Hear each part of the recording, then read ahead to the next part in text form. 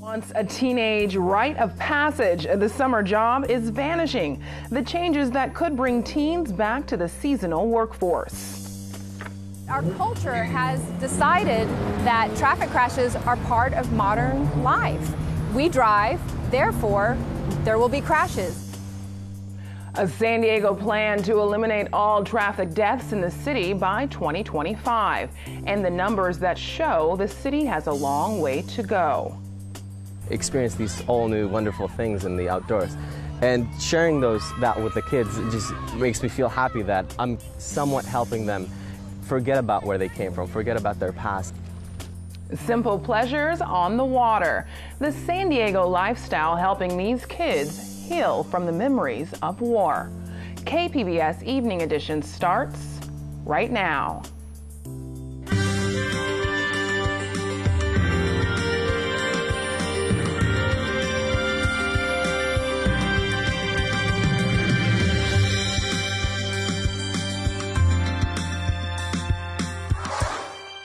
Good evening, and thanks for joining us. I'm Ebony Monet. A jury has found a San Diego man not guilty of attempting to assault a sheriff's deputy. The defendant is black. The officer is white. KPBS Metro reporter Andrew Bowen says the case has attracted the attention of local civil rights activists. Now, we want to warn you, some of the video in this story may be disturbing to watch. We, the jury in the above entitled cause, find the defendant, Robert Branch, not guilty of the crime of resisting an officer. Robert Branch was facing up to 5 years in prison. He spoke to reporters after his acquittal. Scared, nervous, shaking. But when I heard the first not guilty, I was like, oh, that's a relief. And then it kept going on and on and on. And I was like, oh, thank God. In May 2015, an off-duty sheriff's detective in an unmarked car pulled Branch over in a traffic stop. You cannot touch me. You cannot touch me. Sit down. Sir, can you call the police, sir? Branch recorded the encounter on his cell phone. The officer eventually placed him in a chokehold. Branch's supporters say the criminal charges were retaliation for a federal lawsuit he filed against the sheriff's department, saying they violated his civil rights. That suit is still pending. Andrew Bowen, KPBS News. State lawmakers are exploring creative solutions to break a backlog of sexual assault cases. Evidence collected from victims are sitting in crime labs across the state, waiting to be tested. That has left tens of thousands of rape cases stalled. San Diego Assemblywoman Lorena Gonzalez Fletcher introduced a bill to require victims receive notice on the status of their kits. The bill also bans the destruction of sexual assault evidence for at least 20 years. It can cost more than $1,000 to process DNA from samples from a single kit. Another bill would give people a chance to help by donating through state tax returns. This is not a perfect solution to an ongoing revenue stream for untested rape kits, but number one, it provides some source to be able to do that is on a voluntary basis, and number two, it provides an opportunity to educate California residents on what this issue might be. There's also a proposal to count just how many exam kits remain unanalyzed in California. California will now ban public employees from traveling to Texas and 3 other states for work. Attorney General Javier Becerra added Kentucky, Alabama, South Dakota, and Texas to an official list of states that restrict LGBT rights. Under California law, the state will not fund or sponsor trips to those places. Texas, Alabama, and South Dakota made the list for new state laws that could prevent LGBT couples from adopting. Kentucky's new law allows students to express religious beliefs without penalty. Really, what this is about is making sure that discrimination has a response, that there's a recourse that people have who are experiencing that discrimination, and that there's a way to prevent it. So that's what's most important for LGBTQ Californians who might be in those states. North Carolina, Tennessee, Kansas, and Mississippi are also on the Golden State's banned traveled list. The University of San Diego got a grant from the U.S. government today to help prevent violent extremism. It comes from the Department of Homeland Security. The agency says the $635,000 will help communities identify and counter terrorist recruitment and radicalization before criminal actions occur. In all, the DHS awarded $10 million to 26 local law enforcement and community organizations. A bright idea for President Trump's border wall project. He wants to add solar panels. He says this could help pick up the tab on the wall's construction, and it could add to its aesthetic appeal. And we're thinking of something that's unique. We're talking about the southern border. Lots of sun, lots of heat. We're thinking about building the wall as a solar wall, so it creates energy and pays for itself. Some experts say the idea might work economically, while others question whether a 2,000-mile solar wall could actually get power to people in remote locations. So we'd have to build new transmission lines through much of the length of that border wall. And that can be expensive. Regulations, a lot of regulations involved in doing that. A lot of environmental impact issues are involved in that. So it has some challenges. The president says even though American taxpayers have to cover the cost up front, Mexico will eventually reimburse the U.S. for the border wall. President Donald Trump signed a bill into law today. It's part of a push to overhaul the Department of Veterans Affairs. The law will make it easier to fire VA employees who Trump says let our veterans down. The law was prompted by a 2014 scandal at an Arizona VA medical center where some veterans died while waiting for care. The VA is the government's second largest department, providing health care and other services to millions of veterans. A health insurance industry group says it's encouraged by parts of the Senate GOP health care bill, but Blue Cross Blue Shield Association stopped short of voicing support. The group represents plans that are the backbone of healthcare.gov and state health insurance markets created under President Obama's law. California groups are worried about how the bill would change Medi-Cal. The Republican plan wants to make deep cuts into the program. This could leave millions of people without coverage. A third of our state, half of all children, 2/3 of all seniors in nursing homes. It is a $800 billion cut to the Medicaid program in order to give a $900 billion tax break to drug companies, insurance companies, and the wealthiest. Some California Republicans say the current healthcare system is on the verge of collapse and change is necessary. Well, resumes, business attire, and potential, the hallmarks of teenagers applying for summer jobs. Now, the latest numbers from the Department of Labor show many teens aren't spending their summers chasing a paycheck. AP reporter Carrie Antelfinger explains why. Working in the hot summer sun, once a teenage rite of passage. But just outside of Milwaukee, Waukesha County has struggled to hire teens needed for seasonal jobs like lifeguards, groundskeeping, and other parks positions. They don't have as much time that they can devote to a job, which is a shame because I think when you look at it, there's so much that you learn from working for someone. Waukesha County isn't the only one seeing a shortage of young workers.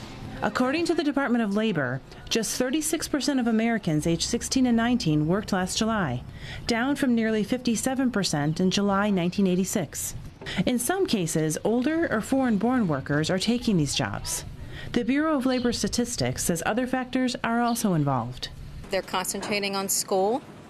There's also shorter summer breaks from school as well. Schools are starting earlier. Doing great. Concentrating on the future is what 19-year-old Nathan Miller is doing. Come on back, gently. He wants to become a doctor one day, so he's foregoing a summer job to take a certified nursing assistant class. I want to try and get as much hours as I can early as possible to get as much of the advantage as I can to get in a competitive med school, and just it's a competition out there. And to help draw in more teens, Waukesha County officials changed their approach, becoming more flexible, including shorter hours. We have what we call our Awesomeness Wanted campaign, where we're reaching out to the students and really showing them that it's not just coming into work, it's coming in to get an experience. An experience that 18-year-old Faith Lillo embraces, working summers at Divino Gelato Cafe. There's no limit on samples, you're good. I think it's getting me ready for life in college or after college, just the independence, like learning what to do with money when you get it, budgeting and stuff like that. Teens carving out different paths for the summer to get ready for their future. Carrie Antelfinger, Associated Press. Janitors at the San Diego International Airport say they will go on strike in July if their demands for higher pay aren't met. There are 180 workers who clean terminals, food courts, and bathrooms. They say they've hit a roadblock after 6 months of negotiating a new contract. It's hard for a janitor to survive in San Diego when everything's going up. Everything's so expensive to live in San Diego. The rent is going up, the food is going, everything's going up. So to be able for them to survive. Final negotiations are scheduled for July 6th. In San Diego, on average, one person dies in a traffic accident each week. The city's number of traffic deaths has topped the murder rate for the last 4 years. KPBS Metro reporter Andrew Bowen looks at why. Last February, Normal Heights resident Abibi Antalo spoke at a press conference. 5 months prior, his brother was killed by a car. My brother, Abaraka Beretura, was passed away on September 16, 2016, crossing Kansas and El Cao Boulevard. The nonprofit Circulate San Diego had called the press conference to highlight the need for safety improvements at the city's most dangerous intersections. Antalo says Kansas and El Cajon, where his brother was hit, needs a crosswalk and a traffic light. So we need somebody who take an initiative to install the light, and that's why I am the one coming here pushing. So for the safety is first in our community. Safety should be first in our community. In 2015, the San Diego City Council approved its Vision Zero plan to eliminate all traffic deaths in the city by 2025. It has a long way to go. Over the last 5 years, crashes have killed more people in San Diego than murder. And this graph represents traffic deaths only on city streets. If you include highways, San Diego's traffic fatality rate is more than double the murder rate. Well, how many people in San Diego County carry guns openly and out and about? Very few. How many of us drive cars? All of us. Mark McCullough is a traffic officer with the San Diego Police Department. He says the numbers should not be all that surprising. The probability of you being involved in a collision is far greater than you being murdered by somebody with a weapon of something like that. It's one of those ratio things. And unfortunately, well, murder is, we look at the premeditation, whereas being involved in a collision, it can happen at any moment, and so many things contribute to it. Things like distracted driving or driving under the influence. McCullough says our society has become desensitized to car crashes. They happen all the time, but that doesn't have to be true, according to Kathleen Ferrier, a local advocate for safer streets. But our culture has decided that traffic crashes are part of modern life. We drive, therefore, there will be crashes. The more we drive, the more that there will be crashes. But this is unacceptable. The numbers keep going up.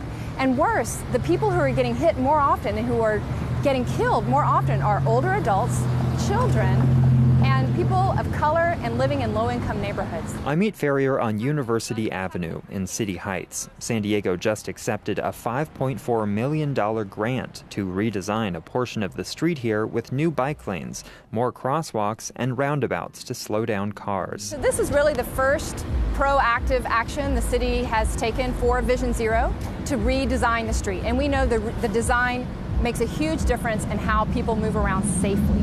So again, they looked at the crash data and found out that this is a section where most crashes are happening along University Avenue. The project will be a big improvement, but even with that grant money, the project is still not quite fully funded. And it's not expected to be finished until 2022, just 3 years before the city is meant to get to zero traffic deaths. Also, this is a half mile of one street. San Diego has thousands of miles of streets, and many of them are very dangerous for anyone who's not in a car. Ferrier says if the city is serious about protecting people from getting killed by cars, it needs to spend more money designing safer streets across the city. And we hear so often about police in San Diego and how we need to clearly keep a strong police force, which is true, to keep our streets safe. But it's really the way that we design our streets and the way we design our cities that impact how people behave. In other words, you reap what you sow. For decades, San Diego built streets that effectively encouraged bad behavior, unsafe driving. It's now in the difficult and expensive process of righting that wrong. Andrew Bowen, KPBS News. The new Senate health care bill looks a lot like the House version. What does it mean for California? We break down the breakthrough that could make algae a viable alternative to fossil fuels. And we take a look at the city's plan to eliminate traffic deaths. Join us for the KPBS Roundtable tonight at 8:30. 3, 2, 1. California-based SpaceX marked a milestone today, successfully launching and re-landing a previously used rocket to shoot a communications satellite into orbit. It's the second time the aerospace firm has relaunched a rocket, but company founder Elon Musk says this one was especially tricky because of the high re-entry force and heat. SpaceX recovers its rockets instead of letting them burn up during re-entry into the atmosphere. The practice is seen as a major cost-cutting evolution in spaceflight. The carrier strike group led by the USS Carl Vinson returned to home port San Diego today.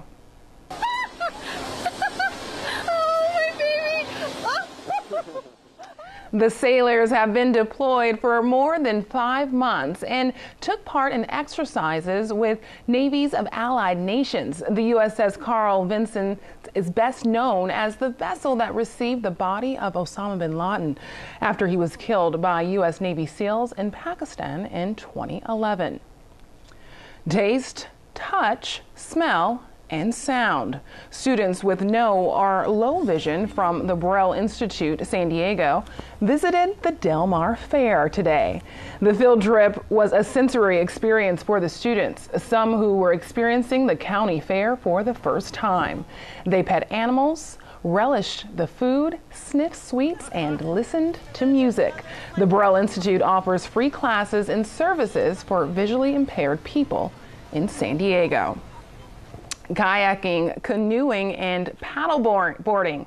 It sounds like a great way to spend a Friday, but today's outing at Silver Strand State Beach was extra special for a group of refugee children from El Cajon. Most of these have a logo on here, like a little writing. That should be pointing away from you, should be facing the water, okay? Outdoor outreach instructor Fadi Ghanem is tasked with giving water safety tips to a group of excited teens. You scoop the water like this. All right, 1, 2. These are El Cajon Valley High School students. They're part of the Hope Pride Summer Program. 10, 11. Which helps recently resettled refugee youth get comfortable with their new surroundings. I'm so excited.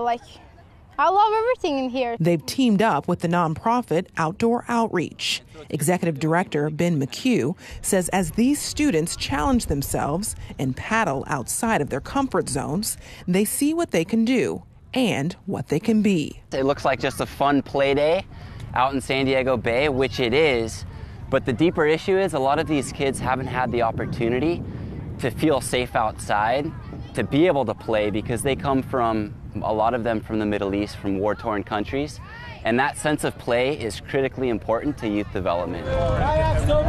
Ghanem can relate. 9 years ago, he was a young refugee from Iraq. I personally went through, I would say, similar violence that they went through. I mean, the closest I was to an explosion was a block away, so that sticks with me for a long time. The El Cajon Valley High School alum credits Outdoor Outreach with helping him adjust and find a new perspective. Joining Outdoor Outreach just allowed me to leave that behind and not think about it as much and experience these all new wonderful things in the outdoors.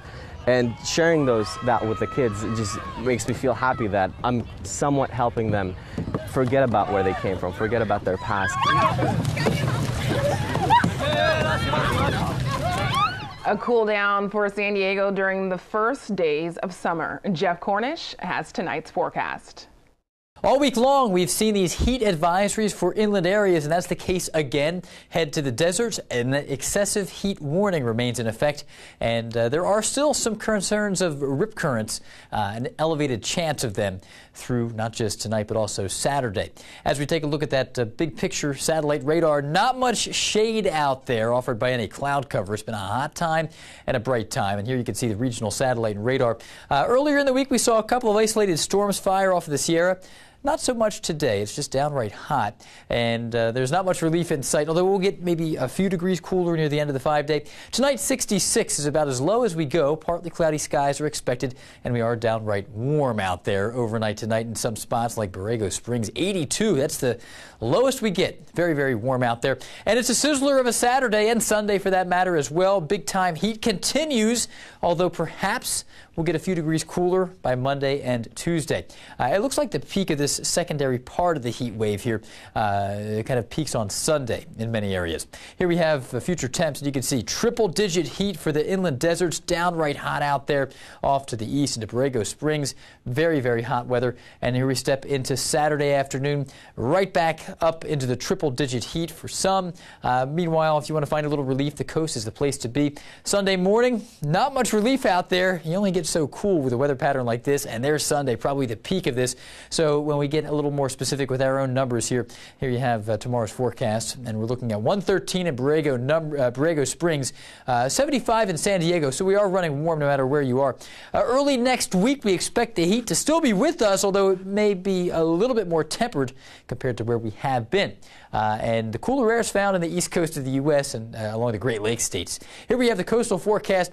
Peaking Sunday into Monday, 77 to 80, and then early in the work week we get a little bit more tolerable. And Sunday into Monday, the peak of the heat rolls into the inland areas once again. Mountains, hot there as well, 89 on Sunday, a little cooler Monday. And the deserts, quick look at that, still very, very hot out there into the desert southwest, 117 on Sunday. I'm Jeff Cornish for KPBS News.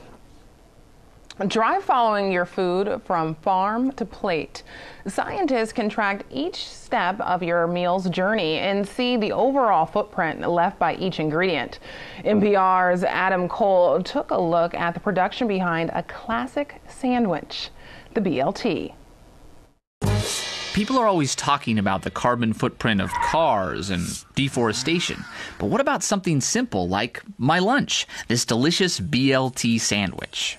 What path did it take to reach my plate? What footprint did it leave on the planet?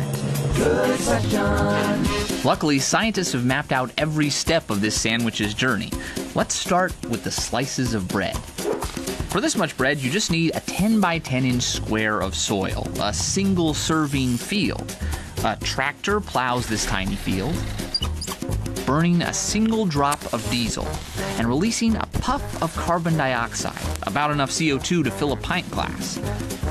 The tractor comes back, this time to plant the seeds. Another drop of fuel, another puff of CO2. It's time to add a little fertilizer, about half a tablespoon. You'd probably use a tractor to spread that fertilizer. But there's more. That fertilizer was brewed up in a factory, creating a couple gallons of CO2 in the process. Some of that fertilizer helps the wheat grow, but some of it is broken down by microbes in the soil. They belch out the equivalent of another gallon of CO2. Now, it's harvest time. Our little field has yielded 1/3 of a cup of grain. Now come a bunch of steps that require electricity that comes in part from burning fossil fuels. Time to dry it, drive it to the mill, and grind it into flour. Then on to the bakery. A little water, sugar, yeast, each with their own carbon journey. And into the oven. Our slices are put into a plastic bag that was also made in the factory, and shipped off to the store where I picked them up. Every step took a little bit of carbon that was in the form of fuel and put it into the atmosphere as CO2.